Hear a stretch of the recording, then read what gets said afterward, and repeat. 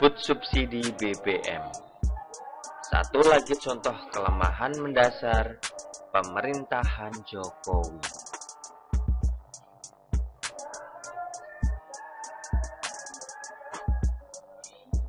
Selamat malam para mantan. Selamat malam untuk semua mantan-mantan kalian yang kalau ngasih informasi tidak pernah jelas. Cerita-cerita semacam ini mirip sekali dengan pemerintahan Jokowi yang hanya semua kebijakannya menimbulkan kontroversi karena digoreng media. Bagi yang belum tahu, saya akan memberitahu dan tidak akan saya beri tempe. Pembukaan artikel hari ini saya rip off dari pembukaannya Bos Kura-Kura di Siwot TV. Bagi yang belum tahu juga, minggu lalu saya baru nulis masalah pembatasan Pertalite dan solar dalam tulisan di bawah ini. Nah, supaya kita jadi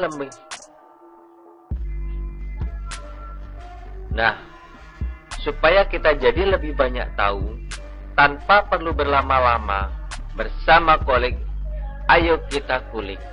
Sekali lagi saya ingin katakan, saya ini pendukung Jokowi dan Ahok. Jadi, saya selalu berusaha memandang secara positif semua kebijakan yang diambil. Saya selalu mencoba mencari informasi yang cukup sebelum mengambil kesimpulan. Untuk mengawali artikel panjang ini, mari kita simak informasi yang baru saya dapat. Pertama, aplikasi My Pertamina hanyalah salah satu cara pendaftaran untuk kendaraan dan atau mungkin orang yang berhak membeli BBM bersubsidi.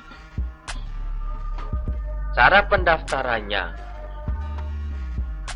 tidak akan saya bahas di sini, karena tentunya kolikers bisa cari sendiri. Selain mempergunakan aplikasi, kita yang berharap tetap bisa mengkonsumsi BBM bersubsidi, bisa juga daftar melalui website Pertamina. Dan buat yang gaptek, bisa mendaftar manual ke SPBU terdekat. Nantinya setelah mendaftar, akan ada proses verifikasi lebih kurang 1 minggu. Setelah lolos verifikasi, pendaftar akan mendapat semacam QR code. Gitu. QR code itu nantinya bisa ditempelkan pada kendaraan dan atau dibiarkan saja pada aplikasi MP kita.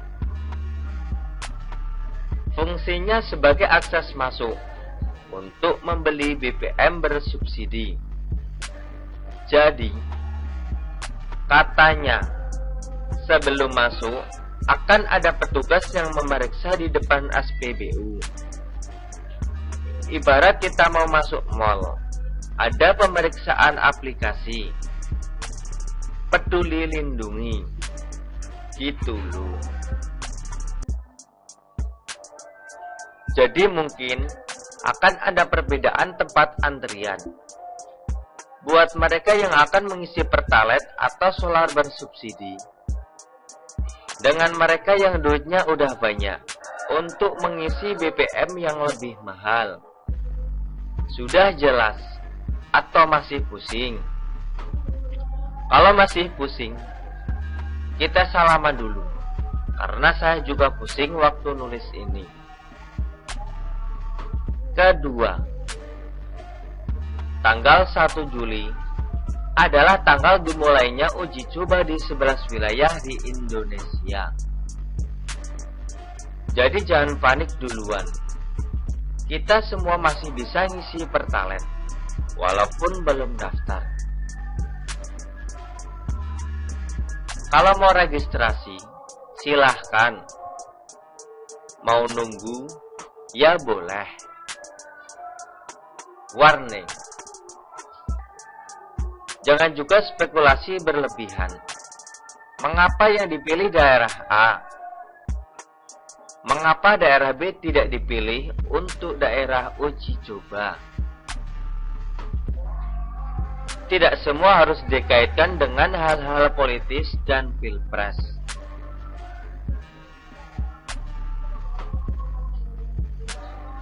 Grup WA. Sampai sini, apakah kolegas ada yang bisa melihat lubang permasalahannya?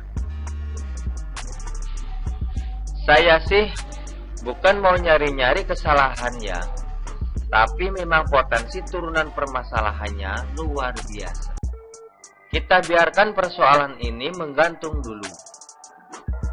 Saya akan menuju akar persoalan yang menyebabkan keributan yang tidak perlu terus berulang lagi dan lagi. Sudah dikritik entah berapa kali, tapi belum ada tanda perbaikan. Pertanyaan sindirannya adalah, apakah di Kementerian Jokowi ini tidak ada grup WA? Dengan mengesampingkan masalah korupsi, bagi-bagi kursi, dan sejenisnya, ada dua hal paling parah yang terjadi dalam kabinet Jokowi. Yang pertama, komunikasi publik. Ini sangat menyebalkan. Entah sudah ke beberapa kalinya masalah seperti ini. Kalau menengok ke belakang, kita bisa melihat masalah RUU KUHP, tiket Candi Borobudur, dan yang paling baru, larangan memakai sandal jepit saat naik motor. Dengan kondisi persaingan media saat ini, saya mengerti bahwa media sangat mengantungkan diri pada klik, sehingga mereka perlu judul-judul clickbait. Tapi mbok ya itu disiasati dengan komunikasi yang baik, metode yang out of the box atau apalah, sehingga suatu kebijakan itu bisa ramai diperbincangkan karena menarik, bukan karena kontroversinya. Ambil contoh deh, masalah kunjungan Jokowi ke Ukraina dan Rusia. Kita dengan mudah tertarik melihat perjalanan Pak D, tapi minim hal-hal negatif dari media. Kalaupun ada orang semacam si Raja Panci atau si ikan kembung yang nyinyir, itu kan memang cara mereka cari makan. Yang kedua adalah koordinasi antar kementerian. Ini benar-benar payah. Sebelum masuk ke sana, saya mau cerita sedikit. Dan kejadian yang masih fresh from the oven. Minggu lalu, ART saya pulang kampung. ART saya ini memang orang sederhana, tapi orang yang sederhana macam ini sering kali terpapar berita yang viral. Celakanya, biasanya berita viral yang masuk cuman berita setengah bener aja. Sebagian malah hoax. Singkat cerita, ketika mau balik ke Malang, dia dikasih tahu sama teman-teman sekampungnya bahwa naik motor tidak boleh pakai sandal. Buru-buru, dia beli sepatu asal-asalan karena takut ditilang. FYI dia ini baliknya dibonceng motor. Dalam perjalanan, dia heran karena lihat banyak orang yang naik motor pakai sandal. Tenang-tenang aja. Dia juga lihat saya berangkat kerja naik motor, cuman pakai sandal jepit. biasa-biasa saja. Oh iya, supaya nggak salah sangka, walaupun saya katakan cuman bersandal jepit, tapi saya pakai baju plus celana juga. Tolong pikirannya jangan kemana-mana. Cerita kedua berkaitan dengan aplikasi MP ini. Wacana pembatasan Pertalite memang mengemuka beberapa waktu terakhir, mengingat harga minyak dunia memang lagi meradang. Cilakanya, yang beredar di berita-berita online, pesan-pesan di medsos begitu minim.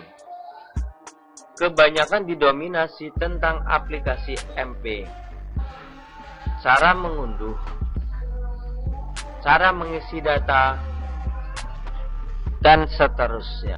Sebelum saya menulis artikel kemarin, saya sudah coba browsing sana-sini, tapi tidak ada kejelasan.